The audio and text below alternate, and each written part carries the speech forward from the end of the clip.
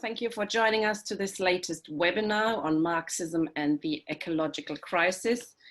Huge subject, obviously. My name is Tina Werkmann. I'm the secretary of the Labour Left Alliance and also a co-chair of Labour Against the Witch Hunt.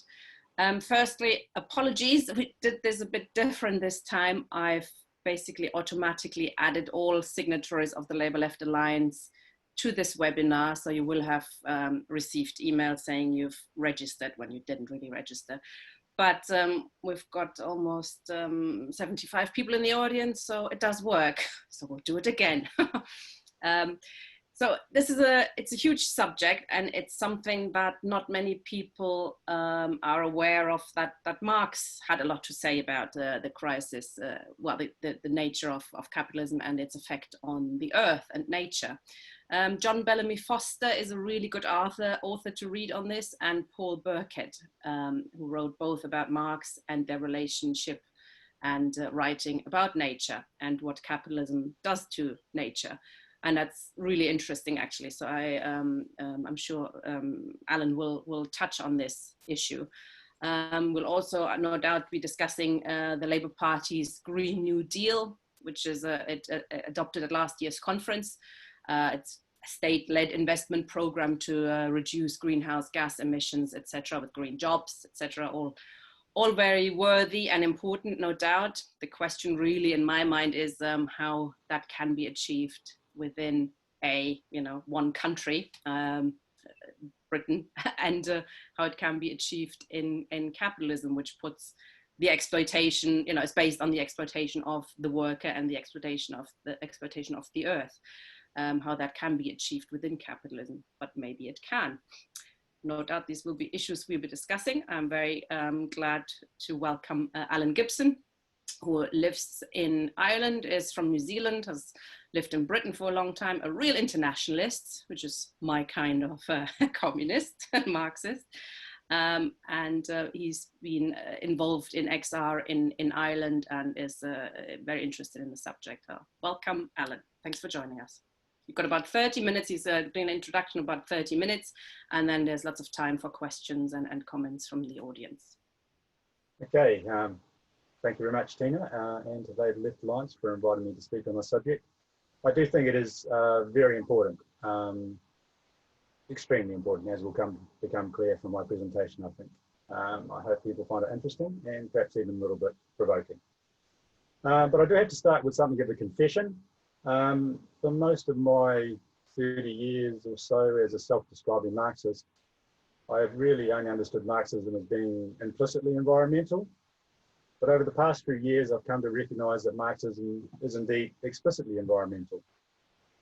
This development in my understanding has come primarily from reading the analysis of John Bellamy Foster, as Tina alluded to, and others, in developing the ideas of what's called the metabolic rift, which is caused by the capitalist mode of production and appears in the writings of Marx and Engels of 150 plus years ago. Probably one of the more definitive statements is in the chapter called Machinery and Large-Scale Industry, which comes in the first volume of Karl Marx's Capital. In that chapter, he closes with the following: all progress in capitalist agriculture is a progress in the art not only of robbing the worker, but of robbing the soil. Capitalist production, therefore, only develops the techniques and the degree of combination of the social process of production by simultaneously undermining the original sources of all wealth, the soil and the worker. So robbing the worker, that's probably pretty familiar to most socialists and workers, referring to his theory of exploitation at the point of production and the production of surplus value, and where that expropriation of the workers' surplus value by the capitalist occurs.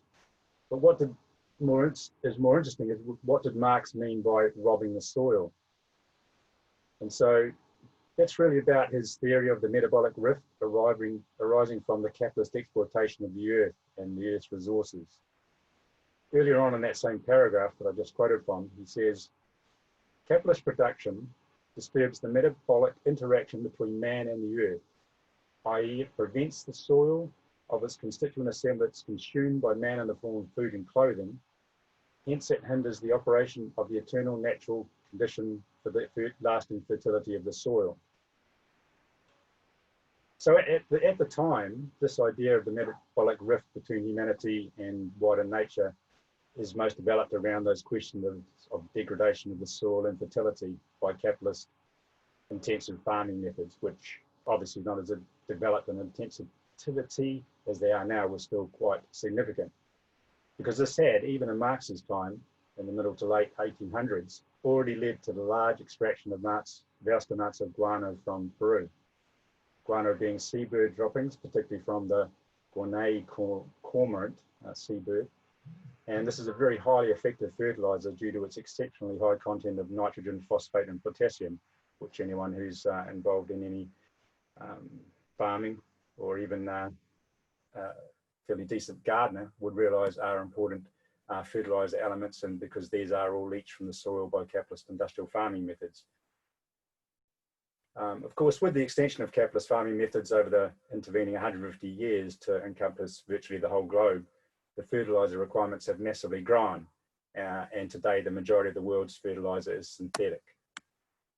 However, this aspect of metabolic rift is still very relevant, with soil degradation being an important part of the overall ecological crisis that we face.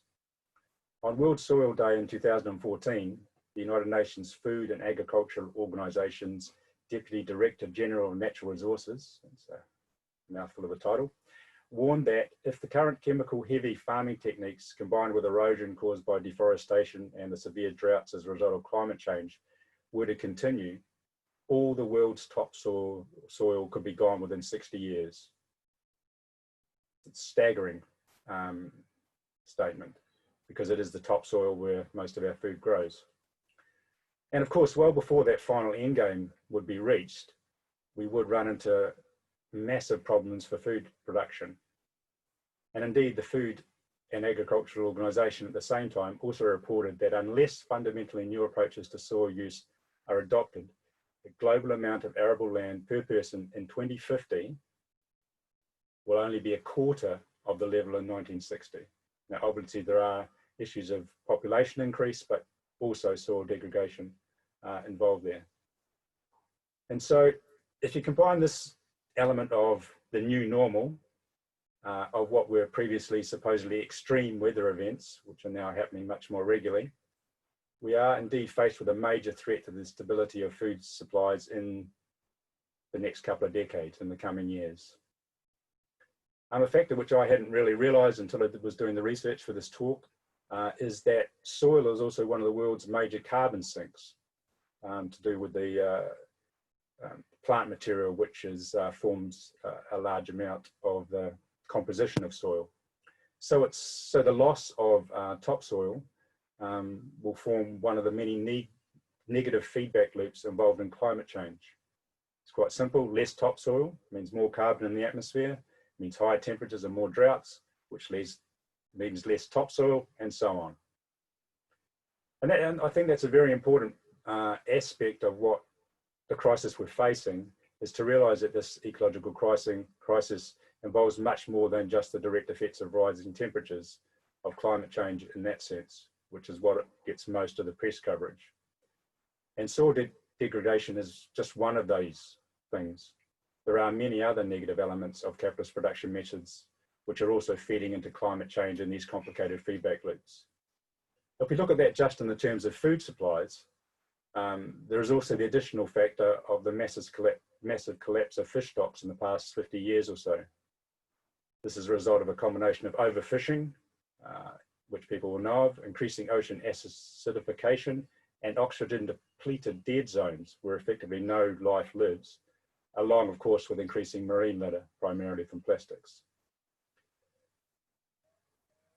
I'm thinking of another thing which is obviously taking up a lot of our time and consciousness, the current coronavirus pandemic. Obviously that is not directly caused by capitalism, as these viruses are naturally occurring phenomenon in bats. However, the destruction of biodiversity and extension of monocultural industrial farming, which is now going right up next to the remaining small wilderness areas has made the animal to human transfer of these viruses far easier than previously. The reality is that unless major changes are made in agricultural methods, alongside expansion of biodiversity and what's called rewilding, these kind of pandemics are going to be another part of the dystopian future that capitalism has in future for us. And in immediate terms, so too with what is likely to be the post-pandemic economic depression. I'd advise people to look at some of the work that Michael Roberts and Marxist economists like him have done on this area. There is talk of a V, very in economic terms, so we've had a big downtime, it's going to bounce back up, but given that this economic crisis was already coming and the pandemic has just pushed it over the edge, it's more likely we're entering a significant long-term depression. And in that context, the impact of ecological collapse and the effects of that in terms of extreme weather events, we might even start to begin to see in the next 10 years, the migration of people away from the zones around the equator, which are becoming increasingly difficult for human life to be sustained. All these effects are going to significantly limit the ability of even the most social democratic of capitalist governments to respond in anything like a socially equitable fashion. Of course, we're going to have to fight for that, as we saw with the last recession, but the constraints are going to be even greater on capitalist governments. So I think there can be no denying that that idea of the metabolic rift caused by capitalism, which Marx and Engels had described in the second half of the 19th century, has now become a gaping chasm. Unless urgent action to change human social relations and our relationship with nature is taken, and taken very quickly, humanity is likely faced with a descent into a horrific barbarism. I recently read a report by a committee of leading Australian scientists who are perhaps faced with this quite immediately, because large sections of the interior of Australia are becoming effectively unlivable in the summer times now. They are saying it's already too late, and that the collapse of civilization, as we understand it, is already on the agenda, no matter what we do.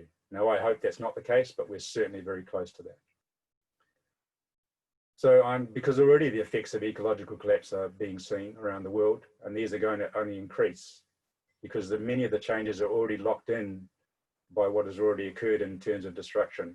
People may have seen that we've hit another record for CO2 parts per million in the atmosphere, breaking 417, when, as per the name of one of the biggest environmental organisations, 350.org said that 350 parts per million was the point of no return.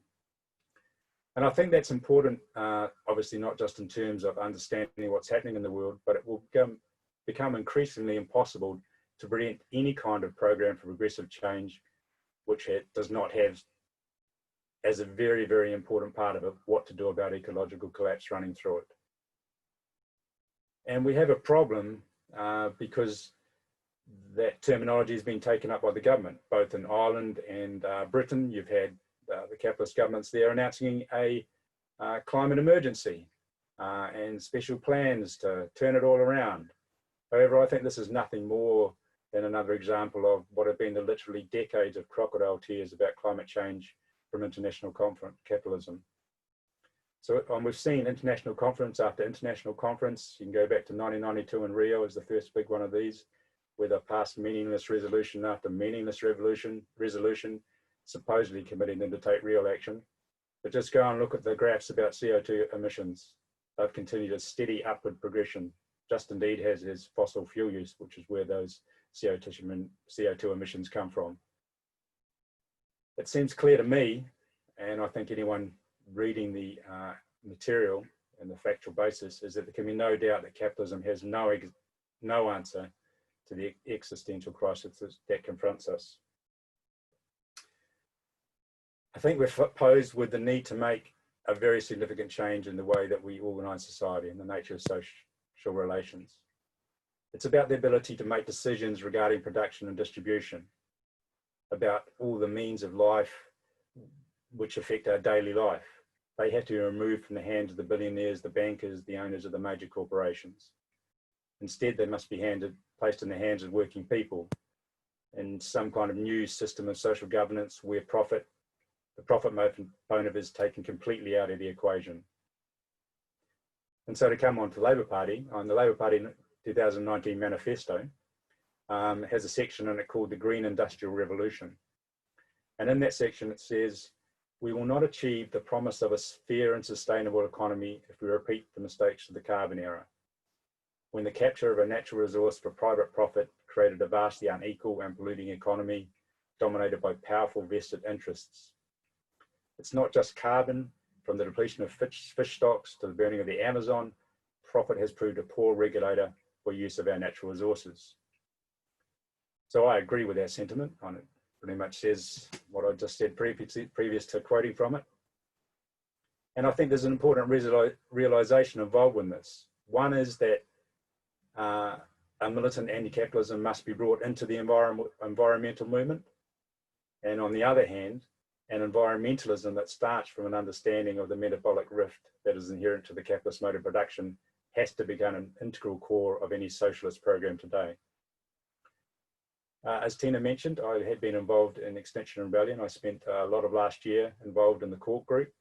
I joined Extinction Rebellion because they appear to be the most radical environmental group active today.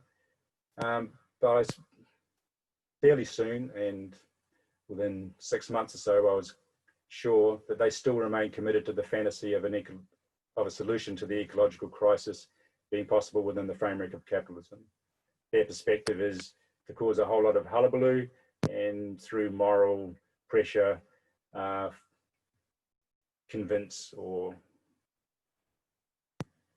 leaders that to do it differently, to effectively not be capitalists anymore. So I'm currently now involved in 2 new environmental campaign groups in Ireland that both have an explicitly anti-capitalist perspective at the core of their platforms.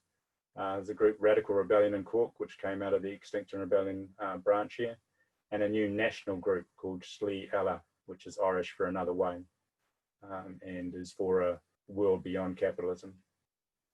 Now, of course, anti-capitalism is still quite a broad category, and while I think that making that anti-capitalist demarcation in the anti-environmentalist movement is very important, it will require further environment refinement as lessons are learned in the struggle against the rule of capital.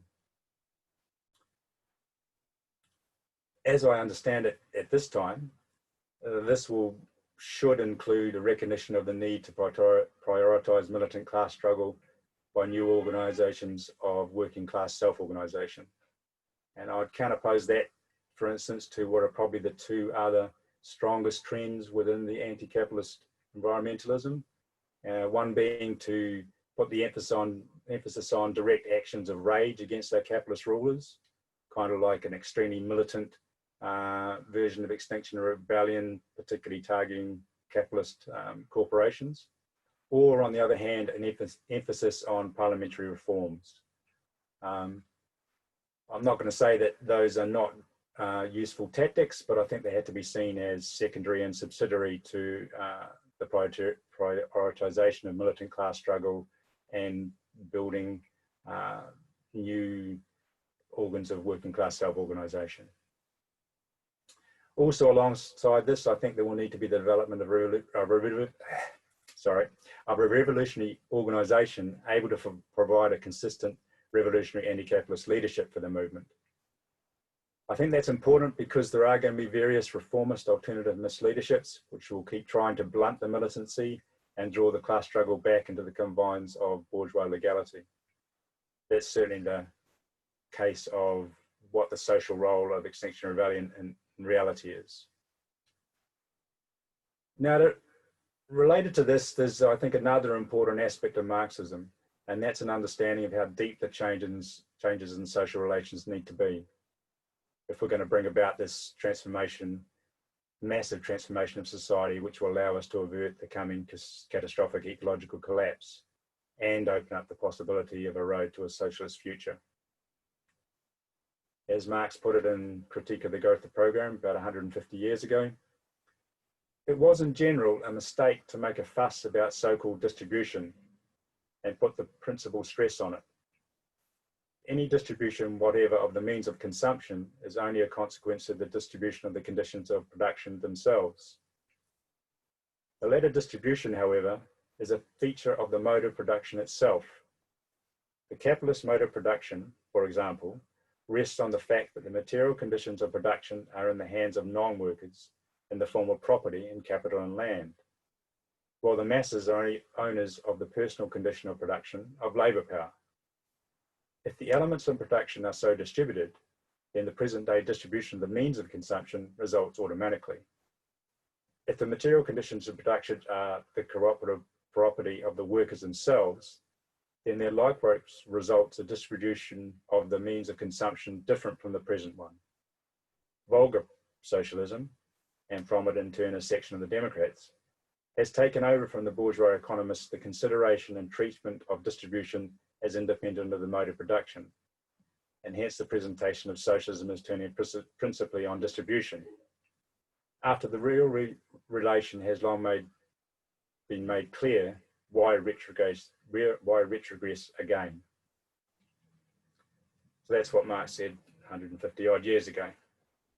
And unfortunately, the Labour Party's green industrial revolution, just like from my point of view, the party's more general approach to socialism, remains stuck primarily in the sphere of its distribution.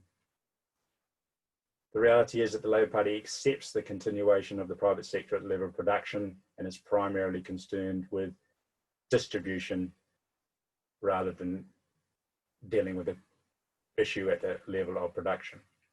Here's a few quotes from the Green Industrial Revolution. We will introduce a windfall tax on oil companies, implicitly presuming that oil companies will continue to make big profits. We will make sure that the costs of the green transition fall fairly and are mostly borne by the wealthy and those most responsible for the problem. Once again, assuming that those most responsible for the problem will continue to exist. We'll just tax them a bit more. We will achieve this target, that is the targets for CO2 emissions, by increasing direct support for R&D and reforming the innovation ecosystem to better, and this is in quotes, I don't know what it means, crowd in private investment.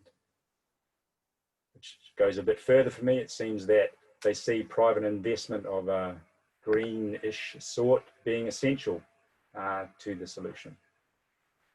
A thriving steel industry will be vital to the green industrial revolution. Labour will support our steel through public procurement, taking action on industrial energy prices, exempting new capital from business rates. Hurrah for the steel industry. We'll give them a bailout. I think it's pretty clear that the Labour Party program clearly does not understand the real relation which has long been made clear. And of course now, it's a whole lot longer than when Marx first made that comment. So I'm going to end, well inside my time, with a couple of questions for the Marxists in the audience who are active in the Labour Party. Given the Labour Party's completely insufficient programmatic response to the reality of the metabolic rift, which was already beginning 150 years ago, and is now deepened into a massive canyon which poses destruction for us all, what is your strategy for two parts? One, taking a revolutionary anti-capitalist message into the environmental movement, and two, taking a Marxist understanding of the need for an environmentalism based on a transformation of social relations at the level of production rather than distribution into the Labour Party and wider labour movement. Thank you. Interesting questions for the audience. Let's see if they'll rise to the challenge. I'd say just quickly before I bring the first people in, it's certainly interesting how in a crisis, how quickly things can change. And that's probably going to be part of the answer to that particular question. Just read in the papers today that in Minneapolis, they're going to disband the police, which is a couple of weeks ago, if you would have mentioned that, people laugh in your face. You know, the police belongs to society, the army belongs to society. You can never change that. You can never get rid of these things. And then suddenly something changes and quantity turns into quality and boom, things change quite dramatically. So I guess something like that will be needed to turn around the inability of capitalism to deal with the environmental crisis. Peter Kennedy is first to indicate from the floor. So I'm spotlighting you now. Please, if you want to speak, comrades, click the little button that says raise hand. There's a little blue hand comes up and I can bring you in. Alan will not have been able to read all the questions and comments that you put in the chat, so please do indicate. Alternatively, you can put a brief question in the Q&A and I can read it out, but I'd rather you ask it yourself. Hello, Peter. I'll unmute you now. There you go. Yeah, thanks, Gina. Thanks, Alan. That was interesting to talk. And I know that you've invited us, as any Marxist in the audience, to come up with a solution, but I'd be interested to know yours as well. I think some of mine goes back to like Marx's writings on alienation, and he spoke a bit more about that in the economic and philosophical manuscripts way before he wrote Capital. And in it there, he talks about the humanization of nature and the naturalization of the human form, or humanity. And I suppose that's linking in with this idea of a metabolic relationship that is inherent to humanity and nature, and that's kind of an interrelation of society with the natural environment. And obviously his point, as you've raised, is about how this is bifurcated. This kind of metabolic rift.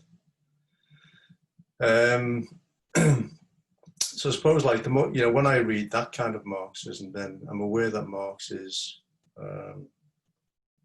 somewhat of an ecologist, to use the modern phrase, which he probably didn't use himself. Later, it seems that Marx, when he was emphasising political economy and a critique of capitalism, kind of pursued the idea of, and he did so as well with the Communist Manifesto, that the basis of communism is to surpass capitalism's retardation of the force of production. So the relations of production, i.e. the struggle between the classes, capital and labour, at some stage hindered the development of the force of production.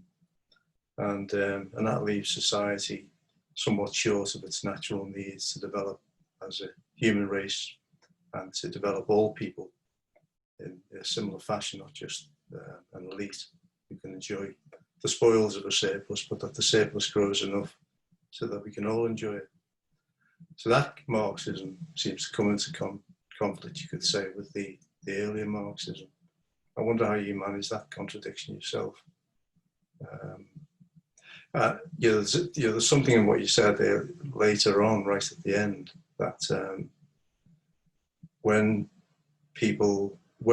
in the anti-capitalist struggle, if you like, and bringing an end to capitalism, then the Marxist argument would be that there's a realignment with nature, and so maybe the force of production, I'm kind of assuming this is what you would agree with somewhat. The force of production would come into better harmony with the relations of production, as such that people, in other words, relations of production, would begin to think democratically about what they need, why they need it, and also with what impact upon nature. Now, that could be something that Marx kind of meant, but he never, to be fair, he never really developed this point beyond some quotes that he mentioned in other quotes. So it's kind of tying that together, I think, to make a case for like the coming together of a Marxist view of the world and capitalism and what socialism, hence communism, means, and the environmental movement, what we have now, the ecological movement, then that is the heart of it, to kind of come to some sort of understanding of what we mean by a different society. Because we won't have a society called environmentalism after capitalism. in fact, we might have barbarism after capitalism, but if we don't, and it's a kind of rational society, then it'll be something like what Marx was describing intermittently, or he thought communism would be like. So there's got to be some marrying of a kind of vision along that way, and that seems to be and I think, just to finish off, your point about the Labour Party are absolutely sound, but you know, what else do we expect from the Labour Party? You know, one thing that we do expect is that they're obviously they're driven by employment, and that's another thing, isn't it? Because we move away from capitalism, it's moving away from the necessity to labour, to freedom of labour, and that means that we have to think again about what work's all about. You know, what our labour activity is all about, and how that ties in with the environment too. Okay. So I don't think there's a question there, but probably anyway. Sorry. Okay. Thanks, Peter. I'm bringing in David yawning. David Mowat. Sorry, you don't want to. I can't actually hear you. You didn't want to speak, did you? No. Okay. I'm bringing in Anne then. Could you start your video, please, Anne? There you go. Hello. Can you unmute? I'm unmuting you. You're muted again. Try again. Okay. Yes. Hi. Okay. Oh, shit. Have I done it? Right. You're there. Stop swearing. Did I swear? That's not a swear. Okay, so well, I just wanted to make 2 points. Firstly, on anti-capitalism. So I differ with Alan in relation to this question of anti-capitalism, because I think that we can see that, obviously I believe that capitalism is the problem and has to be, you know, overthrown or superseded, that we have to go beyond it. But I think that sometimes we have seen examples of environmentalists who are anti-capitalist but are also quite anti-human, who blame the population for creating the problem, who want population controls. I mean, for instance, although I thought that, I don't know if people saw Michael Moore's film recently, it was very good in criticizing green capitalism and showing how futile it was and how corrupt it was and how kind of meaningless it was. But many of the solutions that were put forward by people who participated in his film were really very reactionary, and basically wanted population controls. And I think that that's a real problem. I don't think that that's the kind of way that you're going to resolve the problem at all. I think people are not the problem. The problem is capitalism. So I think, so that's one point. And often, I mean, there are other aspects to anti-capitalist Greens that can be, you know, looked at as well as that particular phenomenon. So I think that it's better, it would be far better to have a platform that wasn't just anti-capitalist, but was socialist or Marxist, but had a vision of what the new society, what the kind of new society we want, rather than just being against this society. And then the second point was, I think what's interesting when you read Marx and Engels and their views on the environment, what's interesting is that how they read, you know, what they would have seen as been the most progressive science at the time. That would have been obviously reading Darwin, reading other, you know, anthropologists, biologists, you know, to the extent that there was a debate about questions of science, they got involved in it. And I think that that's something that we as a movement today need to do. And for instance, there are people maybe will have heard of the book Big Farm, Big Flu by Rob Wallace, who is a scientist who's looked at the way in which, well, bird flus and other flus have managed to travel from, you know, Southeast Asia and become a phenomenon in other parts of the world, and looking at industrial farming and the nature of that. And you know, seeing how our social relations with nature have led us to the stage where nature becomes like something that's a problem for us, is a serious problem for us. So I think that we should look at that question. I mean, it's a very valuable book, but there are other people also who are writing and looking at these questions. And I think that we ought to take those debates seriously and not just leave science to the scientists. Thanks. Thank you, Anne. We actually don't have any more questions at the moment. So I'm suggesting there's a couple of questions in the Q&A. Alan, I'm just going to read through them quickly. From David, surely the upside of XR and the Labour Party and the cooperative movement is that they activate large numbers. Maybe they don't have the correct solution yet, but should we go through them and educate and organize them?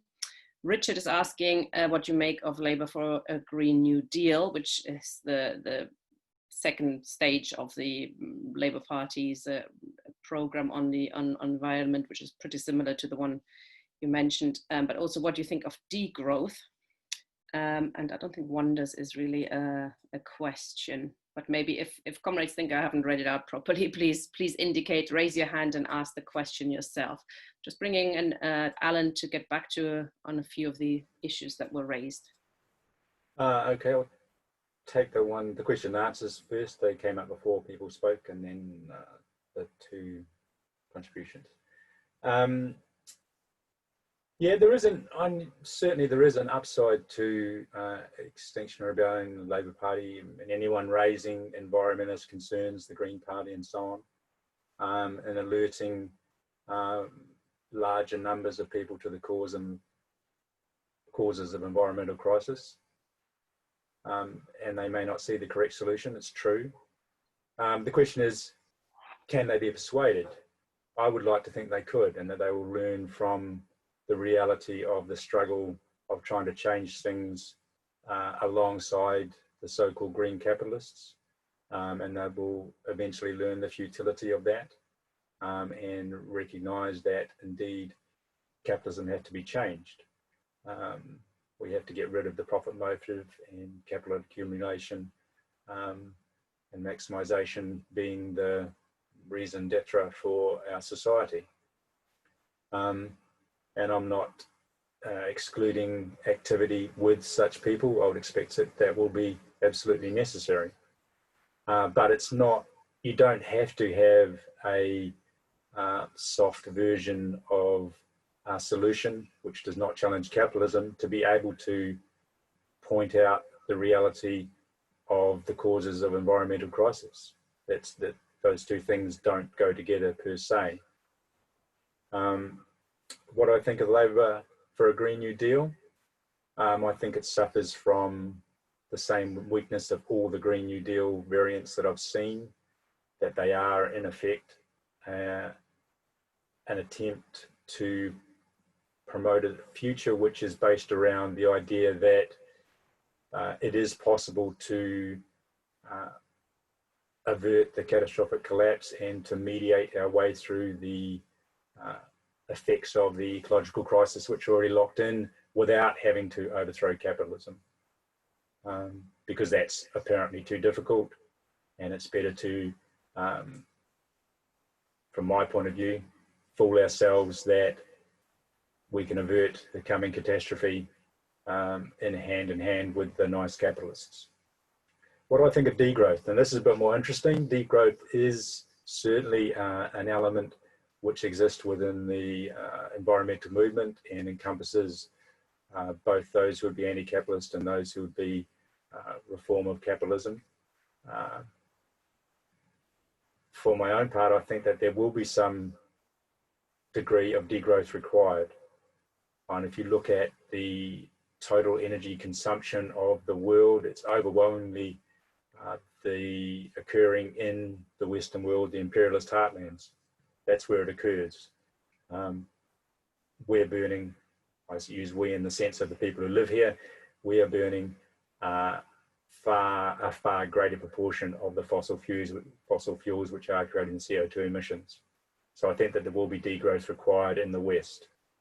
And I think that, and this isn't always how degrowth is understood, but I think that the reality of if we were capable of transforming and transcending capitalist society, that the idea of growth would be changed.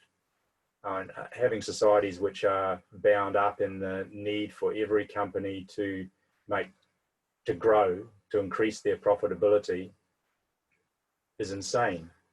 It's insane that there can be an idea that infinite growth is the perspective when quite clearly we have a finite world and we're reaching the edge of those limits. So I think that degrowth in that sense is a real thing. I don't think degrowth in the sense that it's possible to opt out, because that's the other thread within which people pose degrowth, that as individuals or small communities, we will live in a carbon neutral way with no emissions effectively. That's not going to stop international capital. It's not going to stop the metabolic rift. Those people might survive a little bit better, but they're still going to be consumed by the disaster that's coming. Wanda's point here, I think that's kind of talking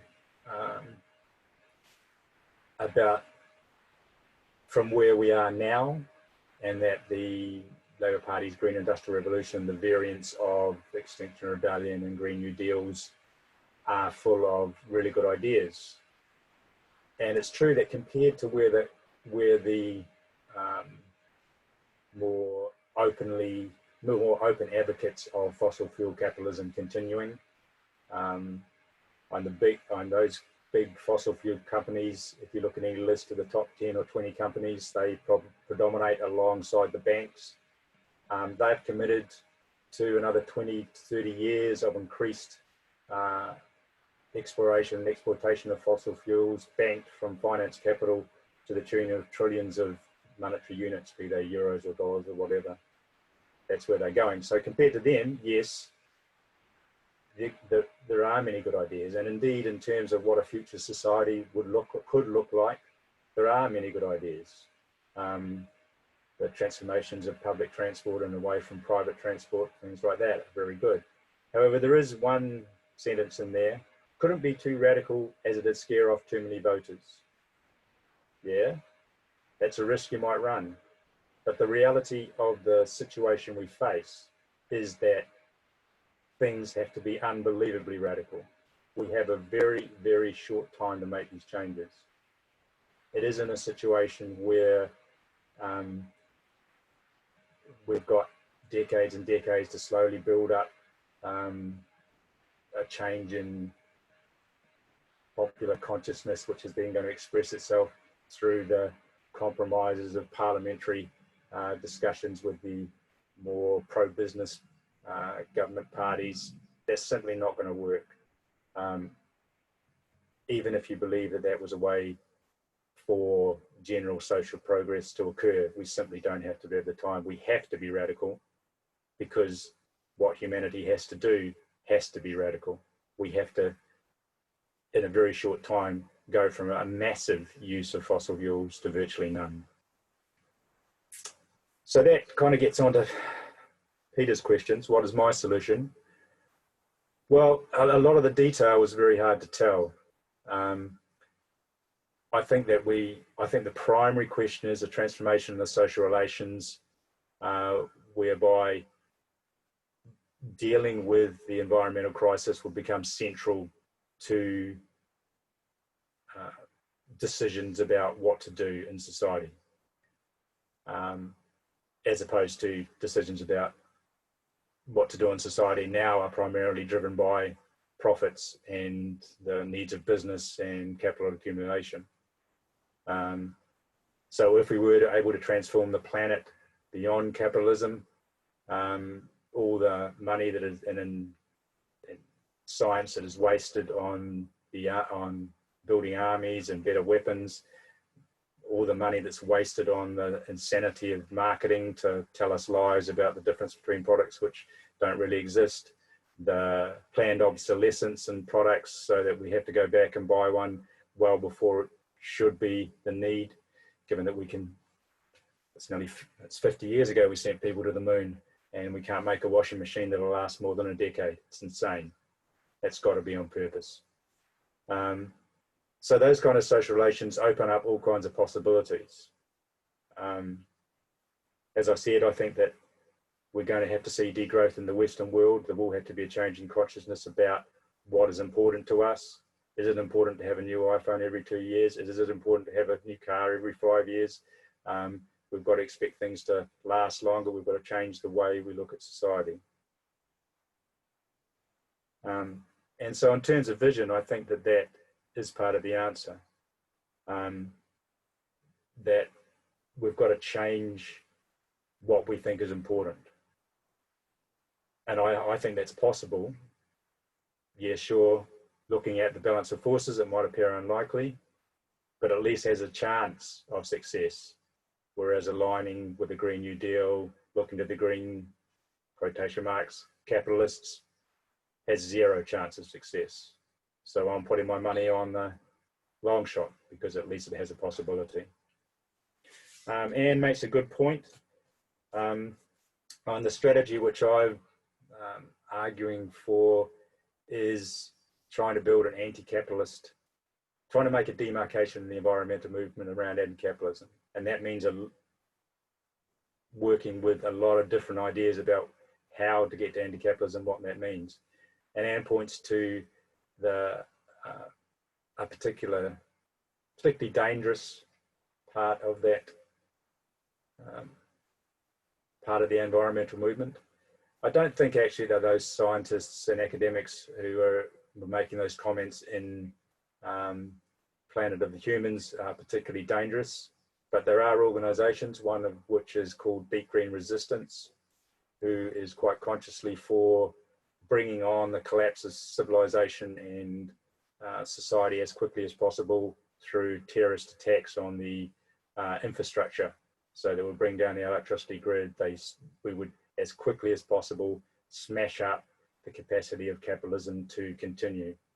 I think that's insane because of the social devastation it would cause unless you build up through militant class struggle these new kind of working class organisations which could provide a different form of social rule and stability to deal with the effects of climate change and ecological collapse which are already coming. We are going to have organisation to get through that, otherwise we will get thrown back to some kind of barbarism.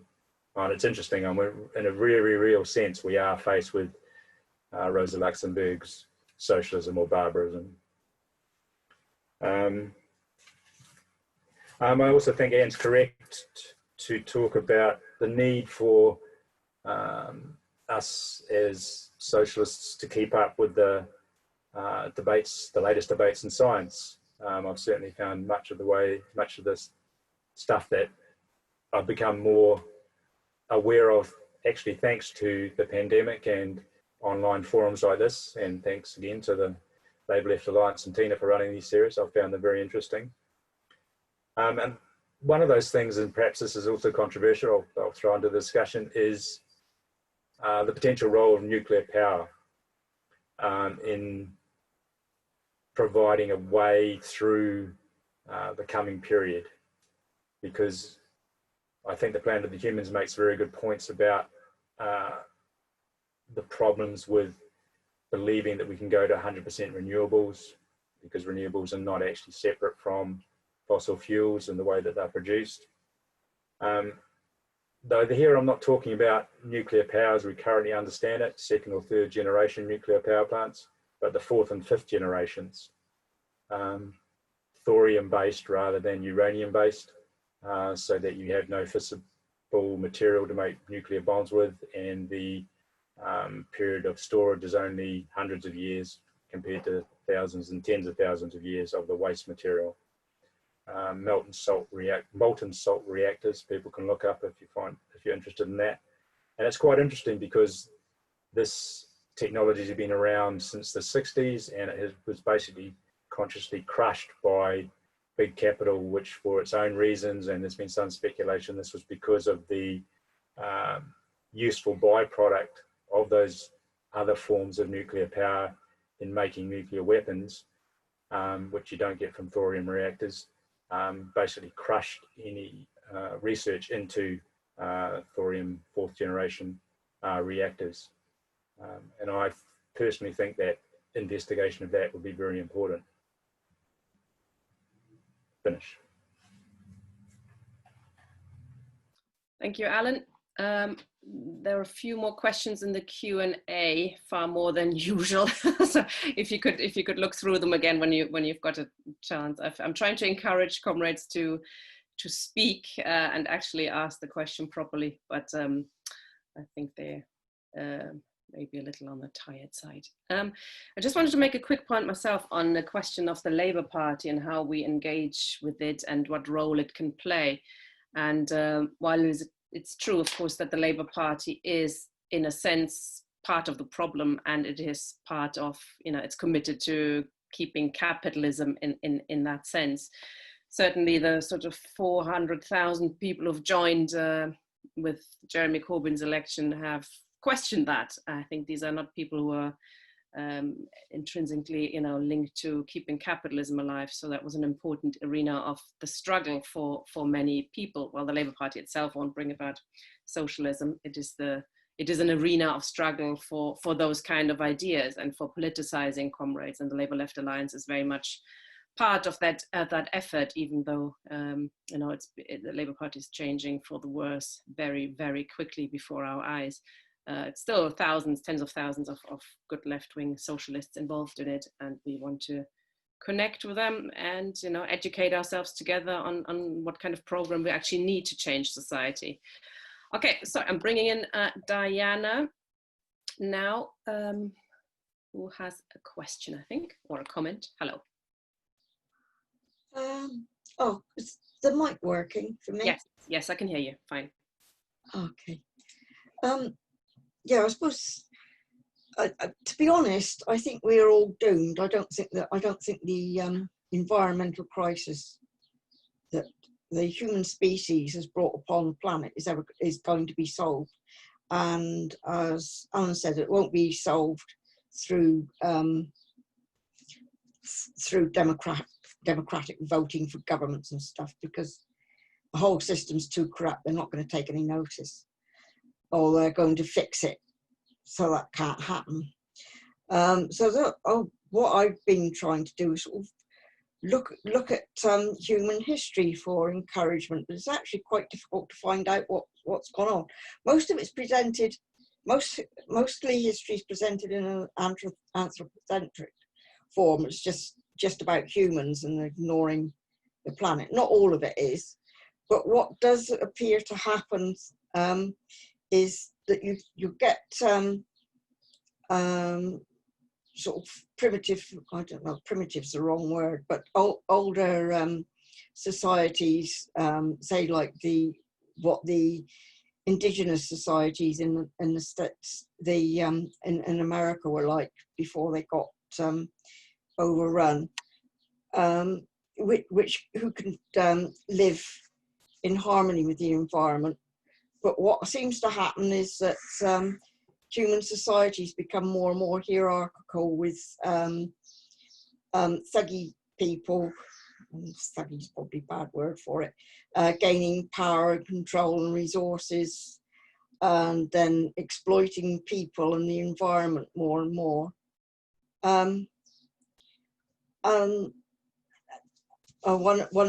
One aspect of that is bigger and bigger agribusiness, which Anne McShane mentioned as well, and that's destructive, and that's happening more and more. And this current crisis is going to get that happening more in this country. This current government is not going to look after British farmers. They're going to sell them out to American agribusiness. So, are there any accounts of human history which are more encouraging than what I can say, that humans can actually reverse what's happening. And capitalism will collapse. It has to, because it's not viable, but I think it will collapse after humans have. That's a happy happy note there, but I think you got a point there. You made an interesting point about primitive communism. Actually, it's something Friedrich Engels wrote about a lot. It's actually something we should investigate a little bit more, and I hope we can hold a webinar on this. Chris Knight is very interesting to study in that context. And he's, well, he's not advocating that we should go back to primitive communism, because these were people who lived, 100, 150 people who lived together, and that was it. That was the size of their tribes. There's certainly aspects of the way they lived together and how they worked together and how they lived with nature, which could inform how we're living together today. I'm bringing in now, who's this? It's David, I think. Your life, yeah. Right, thanks, Tina. I think the opportunity that's created by this is the fact that the environmental crisis, and the fact it's not going to be resolved by sort of tinkering, is really the dagger at the heart of capitalism. And therefore, it's how we've got to sort of press this case much more than we had before. And I think the point I was making in my sort of Q&A message was really is how we got to harness sort of the people who are actually basically sympathetic to our cause, but not actually correctly sort of thinking about the solution. And therefore, I think that this is the opportunity. And I think one of the things that the COVID environment crisis has caused to us is the fact that sort of suddenly a strongly pro-capitalist sort of government has now had to take ostensibly very socialist solutions to keeping itself in place. So therefore, all the idea that that austerity was going to solve all our problems for us is now no longer in effect, because basically they've abandoned it on a wide scale, and therefore we've created sort of the previous certainties are now no longer there, and therefore it's our opportunity now to actually to challenge all the rest of them. And I think with 500,000 people in the Labour Party, the cult movement runs to several millions in this country, and therefore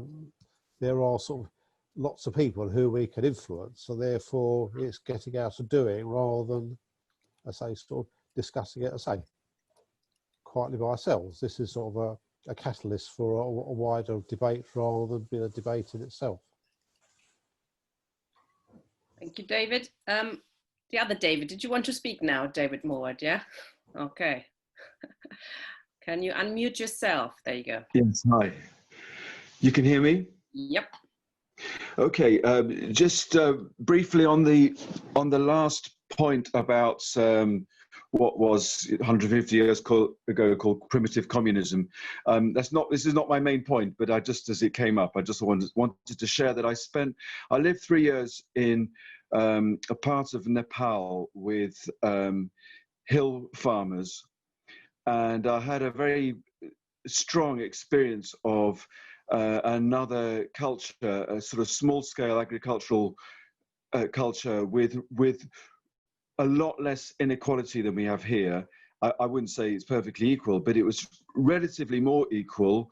Most people depending on their harvest, and one or two, a small percentage able to build a surplus.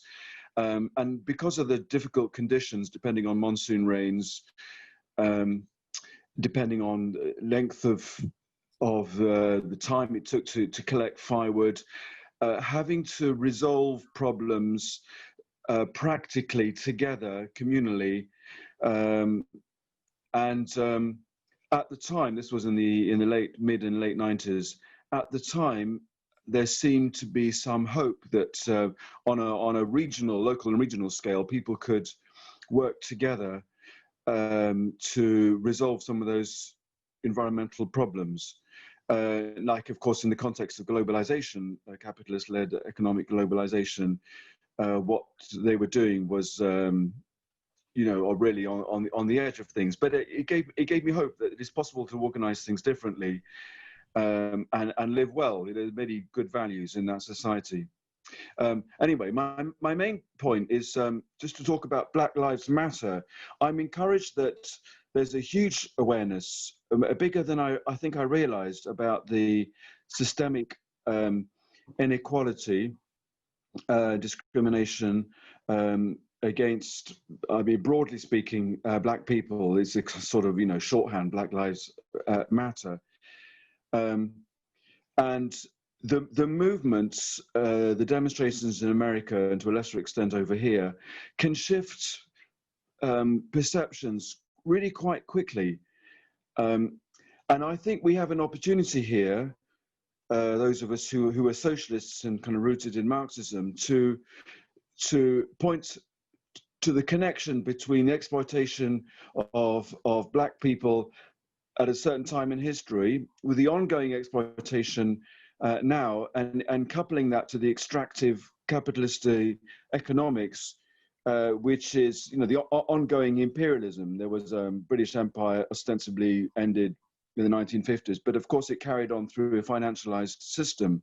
And that's carrying on. We can really drive that message home and raise awareness around at the heart of the capitalist endeavor is exploitation of people and of nature, and it's an ongoing imperialist endeavor. So yeah, I just think, like the last speaker, like the last David, there's an opportunity with the sudden lurching of government policies shifting, ostensibly socialist. Of course, it isn't, and it's temporary. But it does give us these things give us opportunities and show us that change is possible. I'm not sure how. What do you do? How do you organize it? Perhaps Labour Left Alliance is to dig in there and influence the mainstream of the Labour Party. That's a possible important thing. And XR, dig in there and influence the leadership there. I don't know how you do it, but I think there are real opportunities here. And I don't agree with the Diana who's in despair. I mean, whilst there's life, there's hope. Let's carry on. Thank you very much, David. Mark, please.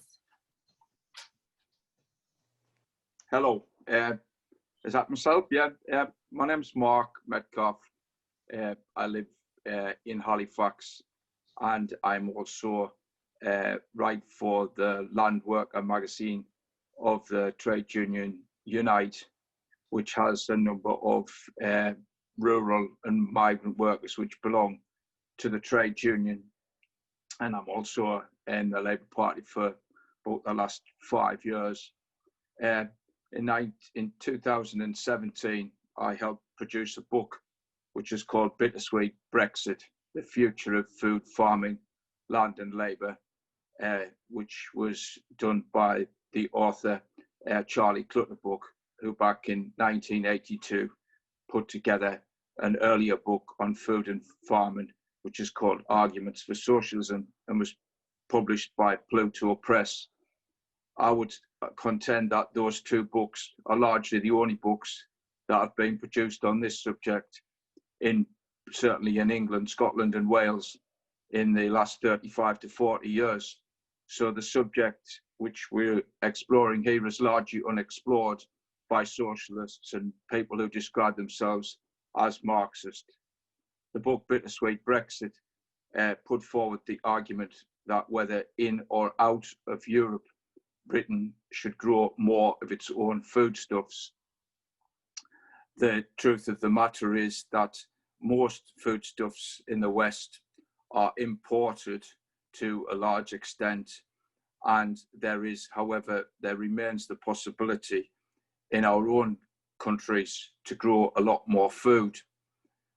What I would like to say, however, is we're not struggling for food in the world, are we? The fact is there's more than enough food to feed everybody very, very comfortably. It's the distribution of food that is the problem. And of course, that is the consequences of capitalism and not socialism. So let's not make any doubts about that. Mankind has produced, as it has with all means of reproducing humans, enough for our own needs. The problem, of course, remains the system. There's no question about that. The book itself, I wouldn't like to go into great details. The book itself was destroyed by leading members of the Labour Party because of the title. They didn't want the issue of Brexit, whether for or against it, being discussed. And ultimately, that failure to discuss led to the Labour Party's catastrophic defeat in December, or contributed. I wouldn't say led to. There are other issues, the anti-Semitism issue, for myself, you know, being accused of various things could have happened to know somebody who knows somebody else, that sort of stuff. What I would like to do is just to quote some figures which are quite staggering, is that there are 12 trillion small soil animals, 12 trillion, and they are the most important animals on the planet.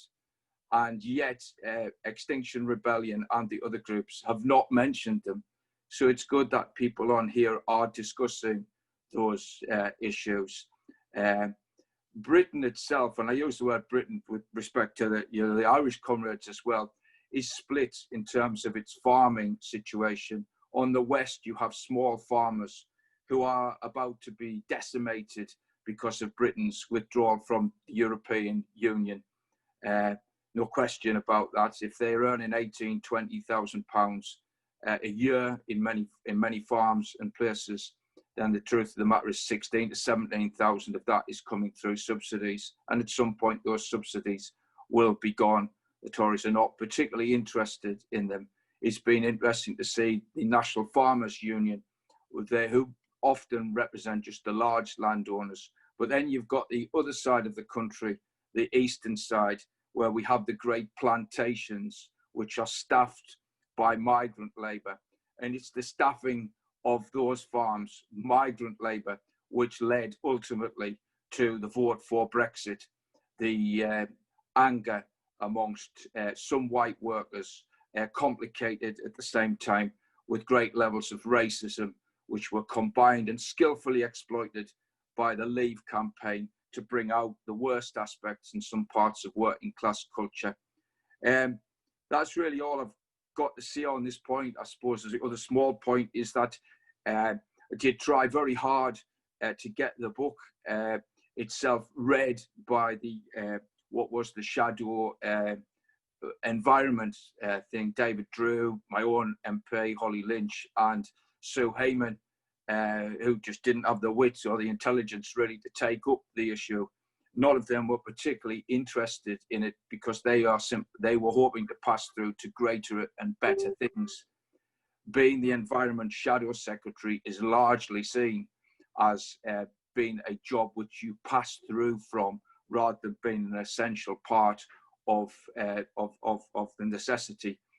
The vote in 1997 in terms of food and farming in the UK was the third major change which is going to take place in food and farming in this country. The first one was the 1846, the Corn Laws, and the second one was I know it was based on imperialism, it couldn't have been anything else after the Second World War, but the second one came the 1945 to 1951 Labour government, which transformed farming in this country and led to a much greater production of farming. And also, it also guaranteed wages. In 2011, the Tories did what even Margaret Thatcher wouldn't do, by combining with the Liberals to get rid of the Agricultural Wages Board, which meant that people got relatively decent pay terms and conditions. I'll leave it with that. I wouldn't say that was a particularly massively Marxist analysis of the situation.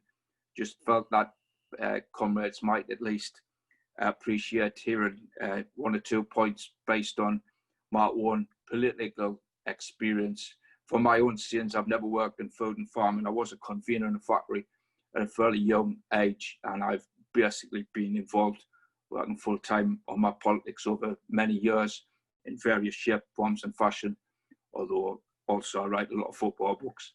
Cheers, thanks for your time. Thanks, Mark. I think we might get in touch with you about presenting a webinar at some stage in the future. That was fascinating, thank you. Alan, I'm going to bring you in now to answer a few questions, if that's okay. Okay, We'll have a little bit of time. If comrades do want to indicate and ask questions, please do. If not, then, you know, carry on talking as long as you like, Alan. Okay, so there's a few questions there in the Q&A, and I picked up one from the chat, but there's a lot going on in the chat. I won't follow that completely. Steve Daly asked, what were the organisations mentioned in relation to Extinction Rebellion? So there was, I initiated a discussion in Extinction Rebellion in the Cork branch around what the strategy was, basically putting forward an anti-capitalist perspective. And that drew some support, but they decided not to make a decision, which effectively meant going along with XR's overall perspective. And that group came together, and we've chosen to call ourselves Radical Rebellion. So that's a group of people in Cork, myself and some anarchists primarily. The other group is SLI, S-L-I with a fodder, E-I-L-E, 2 words, and that's Irish for another way. Oops, right, that's just my mouth falling off. And that is a wider group. It's come out of the kind of radical wing of the environmental movement, and encompasses a much wider range of views about how to change society than Radical Rebellion does. And I'm not sure where it's going to end up, but it's pretty interesting. Keith asked about the cooperative movement and its wider sense in a post-capitalist society. I would expect that cooperatives will be important in a post-capitalist society, particularly in regard to food production. But I'm not sure. I mean, I imagine certainly in a transition period, expressions of workers' control would find an expression in cooperatives running the bigger factories and manufacturing plants. How that exists going forward, I don't know, and how those cooperatives would operate within a national and regional and international context as regards decision making. I don't know. Don't know the exacts of that, but I think they will be certainly an important component of it. Alan asked, to boil his question down, have we got any proposals that are enough to avert catastrophe? And that's an open question. I don't know the answer to that. The problem is that a remarkably small amount of the world's scientific capacity and resources are being put to this question. If you look at where the bulk of science and scientific resource and investigation is going, it's in military and it's in production of stupid products, which we don't really need. And differentiating between products, producing, I don't know if you look at pharmaceuticals, the pharmaceutical industry spends money on the things that make most money.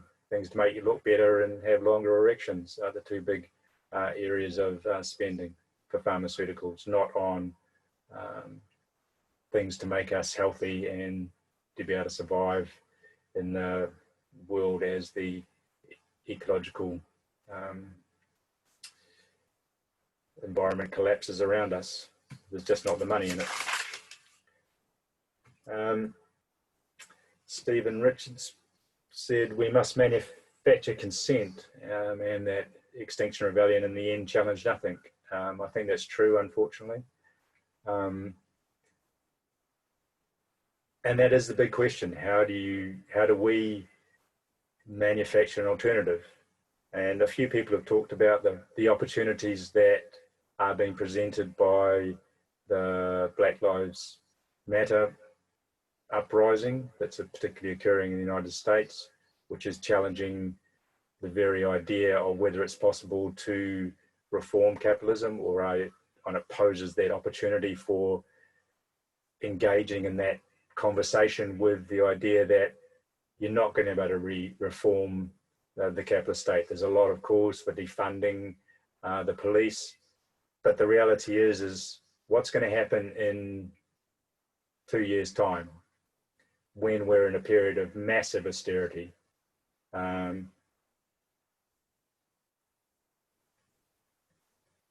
What will have to happen? There will be resistance against that austerity. There will be picket lines, there'll be occupations, there'll be protests. What are our capitalist rulers going to want to do? They need a police force to defend their right to private property and profits. They will use the police against us. They need that police force. It's not possible to reform the brutality out of the police force in the current period we're entering. It's just not possible. And that opportunity for engaging with that is very real, just as the opportunity for engaging with around the pandemic is real. Because they said this kind of thing couldn't happen, but because they made a judgment that it was better for long-term profitability to take this hit in the short term, they did make those changes. They did it in the wars. They did things which would appeared socialist, but obviously are not. But they did things which were against short-term profitability. But that was a judgment call. And now you're seeing, I imagine you are in Britain as you are here, we have to get back to work. We've got to cut the social distancing. We have to provide incentives and support for business. We have to get back to work, downplaying the threat of a second wave and the continuation of the virus. Maximilian, Wanda first. Yeah, and the problem, I think, Wanda, is it's not a question of, the problem is getting first elected. Well, when's the next election in Britain going to happen? Then putting these slightly more radical proposals at the level of distribution into process, which I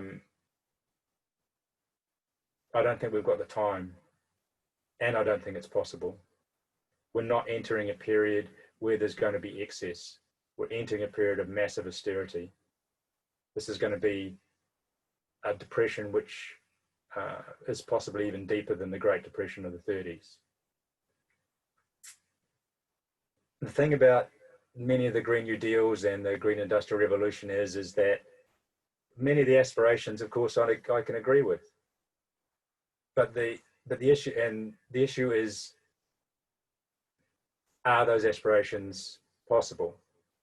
And aspirations which are based within the confines of capitalism, if they were possible, why haven't they happened? What is being suggested that's any different from all the pious statements of concern and we're going to do it different, which have been happening for at least three decades, if not more. And actually at the beginning of the Planet of the Humans, and I would advise people to, at the moment it's not actually available on YouTube, but they're going to have it back up shortly. There was a copyright issue with someone over 4 seconds of the footage. But when it goes back up, if you haven't seen it already, I'd encourage people to see it. It is uneven, and it doesn't make clear conclusions, but the lessons about the myth and the fraud of a green capitalism are exposed, and I think that's very important. Because on the aspirations of the Green Industrial Revolution of the Labour Party, I mean, the idea of transferring wealth to the global south, that's very important. That's a great aspiration, but how are we going to do it? And that kind of leads to the next question in the Q&As, which was from Maximilian. Could we tax the billionaires at 100% over a certain amount? Could we get the UN to ban tax havens? Could Britain impose rules on tax havens? Well, no. Because who runs our society? You're asking our rulers to act against their own interests as they understand them. They're not going to do that. They'll cry more crocodile tears while they start to kick us over and over again because they want to make up for the profits they've lost during the lockdown. because they want to cope with the contraction of capital, which is going to occur in this long recession, deep depression, which is coming. They're going to make the working class pay. They're going to attack us. That's the reality. They're not going to be imposing restrictions on their ability to make money and wealth so that they can try and find places in Canada and New Zealand where they think they can ride out climate change. Maximilian said change is coming, and that's true. The question is, what is the nature of that change, and can the working class achieve a consciousness which is such that we can avoid the horror that capitalism has in the future for us.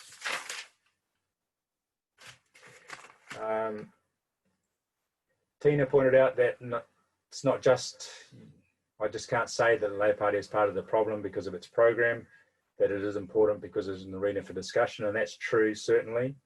Though, I haven't lived in Britain for coming on 12 years now, and the problems that you are having in the Labour Party with even discussing what I think is a fairly non-controversial issue about the role of the racist Israeli state would indicate that you're going to have significant problems with presenting the ideas of a metabolic rift which is inherent to capitalism, and therefore the need to change capitalist social relations at the level of production, to remove the profit motive from decision making, to remove the wealth and where that wealth is created. And I think you should attempt to do that and win as many people as possible, but being aware of the constrictions that you're faced with. Diana, I hope you're not right. Sometimes I think you are. I'm in some Facebook groups which are filled with dire predictions, like the one I mentioned from the Australian scientists, from reputable sources, who are saying that the tipping points, people might have heard of the methane gas problem, methane being a greenhouse gas 50 times more potent in its negative effects than CO2, carbon dioxide. And there are large stores of that in the tundra in Siberia and across Alaska, which are now under threat because of the extreme heat those areas are experiencing relative, and those areas are melting. There's also a concern that the heating up of the oceans is going to release large methane deposits in the strata in the ocean. And if that methane does get out, then it's probably game over. But as someone else said, I think it was David Mowat, while there's life, there's hope. Someone said that. And yeah, I mean, I don't know what saying it's over means, that it's too late means. We don't know that that's the case, and while we don't know that's the case, we have to struggle to avert it. We have to struggle to end capitalism and try and path a chart to a better future. Richard asked in the chat, it's the one thing I noticed about what I'd mentioned about Generation 4 nuclear power. Generation 4 and Generation 5 are just, I don't know the exact reason why they give them those names, but the one I've looked at are reactors based on thorium. It's a different radioactive compound than uranium. Its waste matter lasts only a few hundred years, and it is not usable in nuclear weapons. It doesn't have that capacity. So it has those advantages, and also in the way that it produces the nuclear reactors that are designed. So there is this design called molten salt reactors, and why it's called that is one of the big problems with nuclear reactors is the cooling, and all the three big nuclear disasters have occurred through a breakdown in the cooling mechanism, which is in the nuclear power reactors which we see today are done with water. And molten salt, which is acting like liquid salt, is as the cooling element, has advantages. I don't want to go into the technical details here, but if people look up molten salt reactors or thorium reactors, and there are some salt reactors, the ones I've looked at the most, they have inbuilt fail-safe mechanisms and so on. One of the things about them is that they are quite well designed for small scale rather than big scale units. So you could have them in a more distributed electrical grid rather than one which is, as we have now, which is reliant on big central hubs and large transmission lines.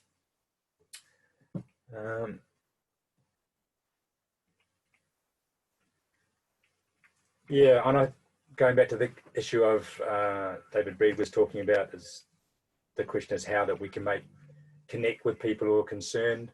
And yes, I certainly think that the opportunities posed by the pandemic, in Ireland, there's been a lot of talk on the left about no going back to the old normal, that we have to, which is what capitalism wants, and they've been pretty explicit about it. How quickly can we get back to how things were in January and February, those wonderful times. I do think, though, that a phrase you used, David, that they have abandoned austerity. The other David pointed out that, I think it was, that they've just postponed austerity.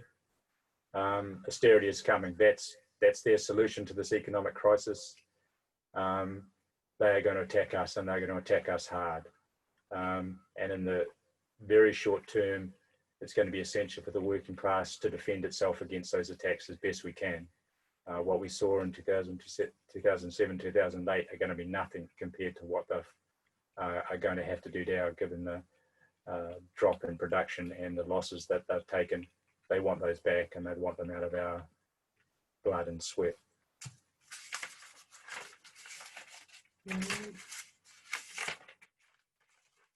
Yeah, the other David. Yeah, Nepal, and also Mark with talking about the need for more localized food production. I think that's very important, and there's two elements to that.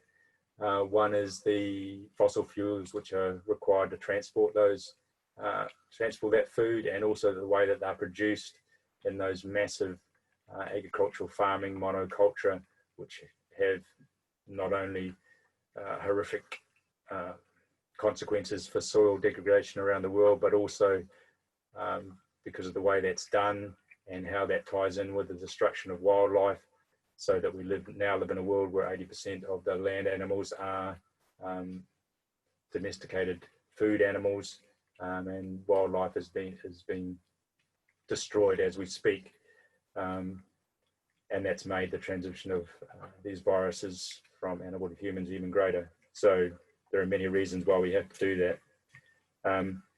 I think it's true that as it currently stands, there is excess food. I mean, there's still a lot of situations where farmers are paid not to produce food, particularly in the imperialist world, because they want to keep prices high. And so there is excess food, but that, I think, is under increasing attack because of the way that food is produced internationally in these large industrial farming conglomerations. I've seen some analysis because of these extreme weather events.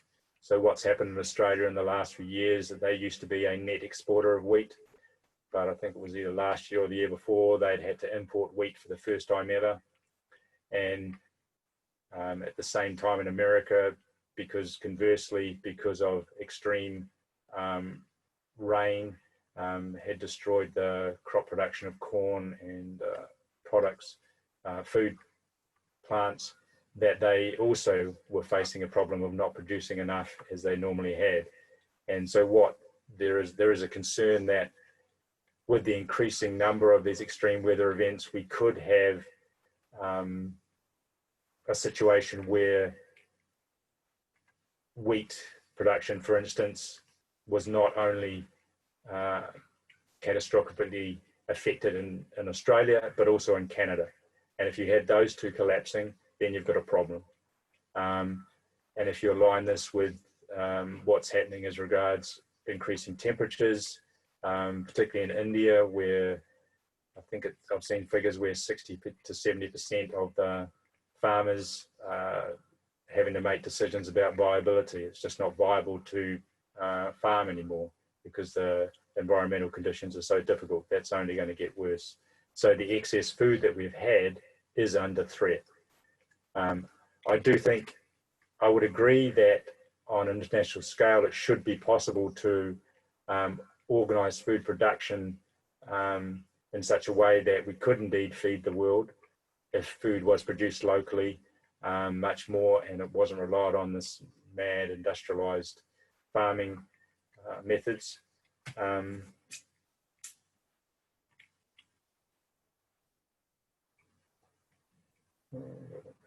think that's close. Oh, you're just going back to Nepal. It's quite interesting actually, because one effect, I know a lot of the stuff I've been reading about is in terms of ice melt. And so that's a big question in regards to climate change, because we're facing the first clear water events in the Arctic, the melt in Greenland, which is every year occurring faster and sooner, and now even the melt in the Antarctic, where there are huge amounts of ice bound up, and that there are some big ice shelves which are starting to move a lot sooner than they had thought.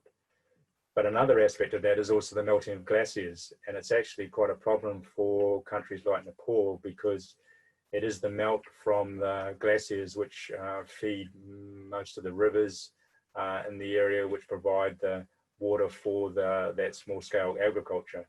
And a melting of the glaciers, which is happening all over the world, and also in the area of the Himalayas and the related mountain ranges, is going to cause a massive devastation in those areas like Nepal as the water just disappears. And that's all the questions.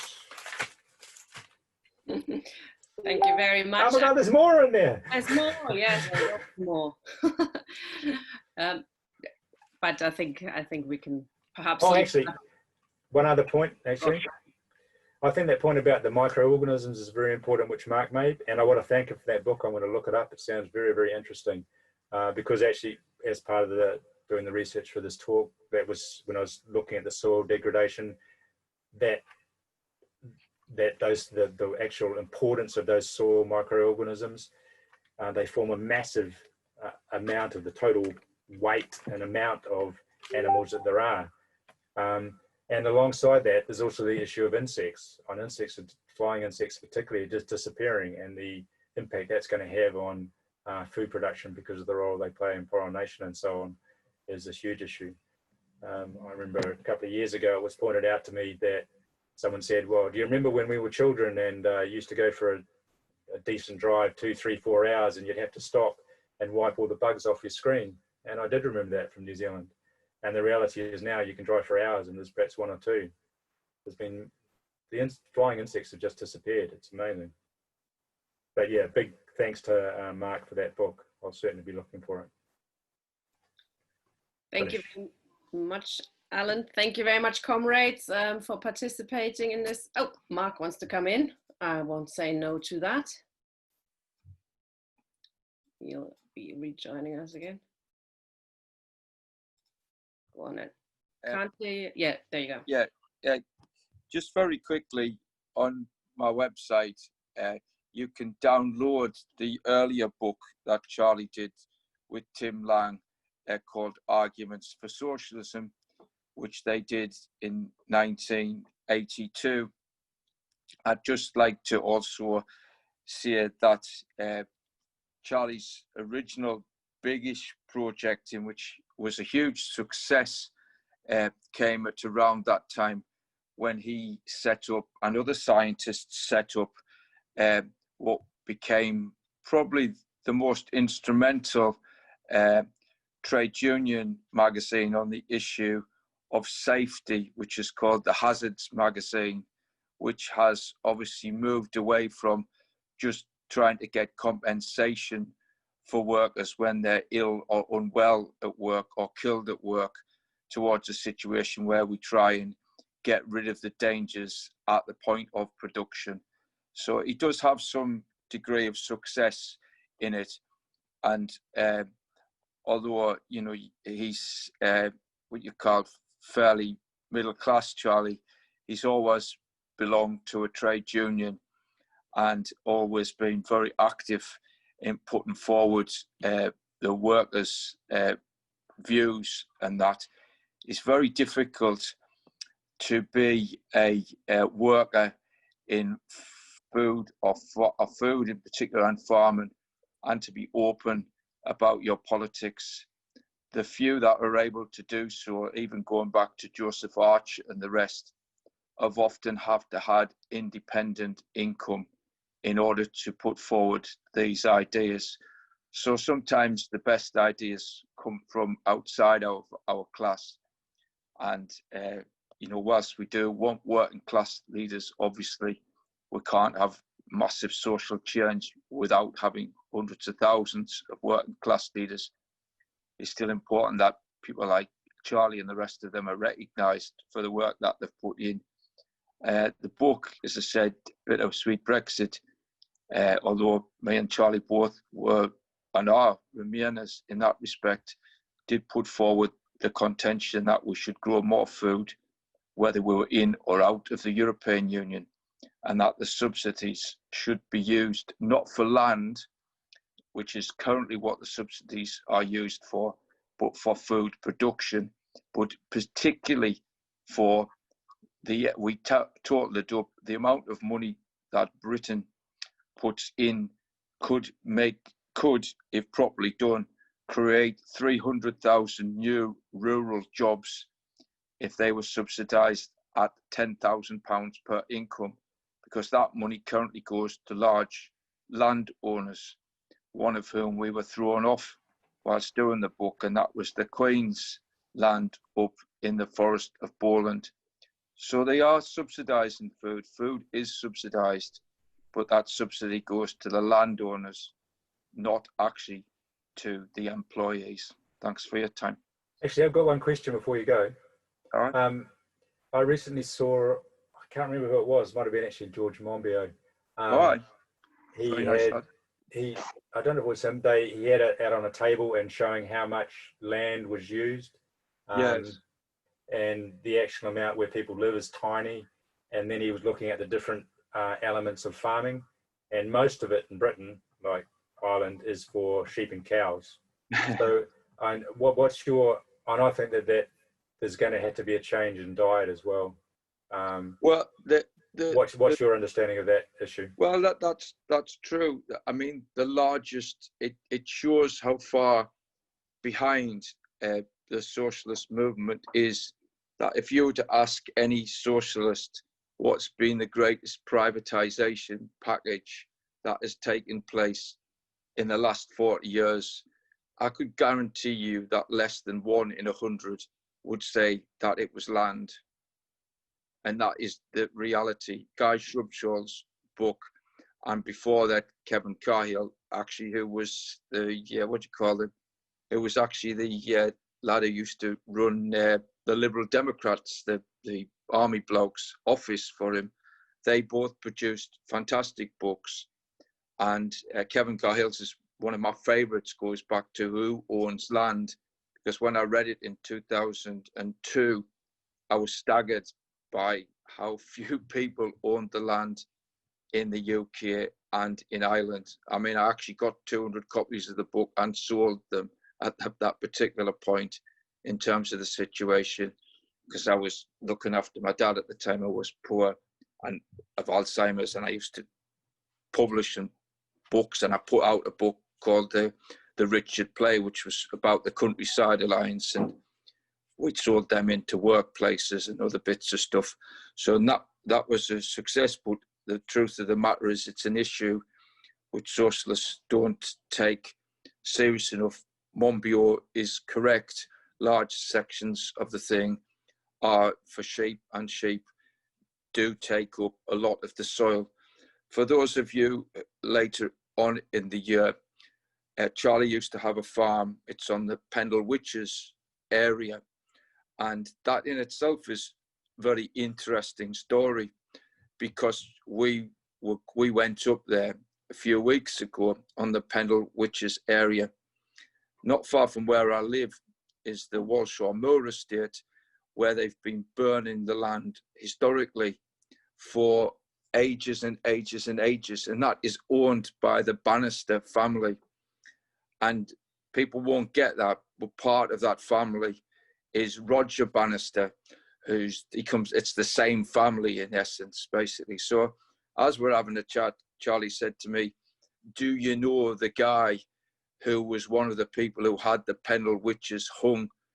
And I said, no, it doesn't. He goes, well, that was Roger Bannister's great-great-great-great-grandfather. So now I've sort of half wished he'd ran the mile in 4 minutes and 1 second in a way, then I wouldn't actually know him so much. But later this year, and you'll find that on my site somewhere, I can't remember to be honest with you, is we will be going back on up to that area and going out to show people that food can be grown in certain conditions, even the most difficult. It obviously needs to be a combination of things, both by food and obviously trees, forestry, the rest of them. I mean, forestry actually is the area where most soil animals actually are in truth, in terms of the situation. So there's lots of stuff to be explored. And I think one of the great things of the lockdown, one of the small things of the lockdown, is that certainly, I mean, I live on a working class estate in Halifax. Social housing is how many people during this period have actually done up their gardens and put down stuff to grow foodstuffs and the rest of it. And that should be encouraged. In the former Soviet Union, of course, and even in Russia, most working class people have connected to their homes places where they can actually grow some foodstuffs. I come from the street where they made the Billy Elliot film, and at the top of that street, there used to be what we'd call, obviously, people would have their allotments and the rest of it. So my grandfather had various bits of stuff, and that is surely to be encouraged as we go forward. So there's a connection between, you know, that situation. So I would agree with your sentiments. The sheep thing is a problem. It does take away large amounts of things, but nothing like as much as the stuff that's being taken away on the plantations on the west, basically. That's about it. If anybody can find a dentist to reopen, I'd appreciate that, as my teeth have been rotting over the last few months. So with that, cheers for now. Thank you. Sorry to hear that, Mark. You had to end on that note. Well, I think you've argued yourself well into presenting a webinar for us soon. I hope it's a fascinating stuff. I think that would be really good. It reminded me. I live in Sheffield, and there's like lots and lots of heather that gets burned for grouse shooting. You know, so some rich bastard can. Yes, very much so. Waste of land. So I think there's been a really fascinating webinar. We've had over 110 people in the audience at some stage, which is great. So it's definitely an issue that we will continue to look at. And during the lockdown, we have the time to educate ourselves on these issues a bit more. I think we all kind of can agree that within capitalism, there's very little chance of solving this problem. Capitalism is not going to solve it for us. We have to do it ourselves. How do we do it? Well, that's the big question, isn't it? But I'd hope comrades leave this meeting not getting too depressed about the situation.